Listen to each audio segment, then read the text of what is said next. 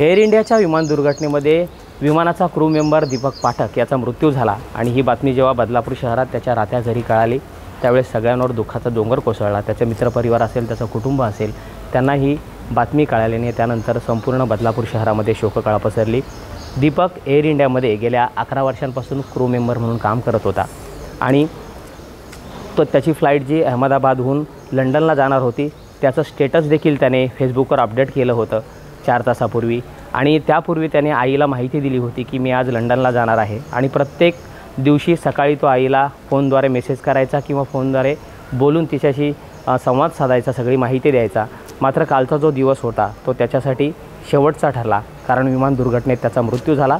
सध्या त्याचं पार्थिव आणण्यासाठी त्याचं कुटुंब जे आहे एअर इंडियाच्या विशेष विमानानं पहाटे 5 वाजता गुजरातला रवाना झालेलं आहे अशी अधिकृत माहिती मिळते। त्याचं कुटुंब त्या ठिकाणी पोहोचलेलं देखील आहे, 2 बहिणी आणि इतर 2 नातेवाईक आहेत त्यामध्ये।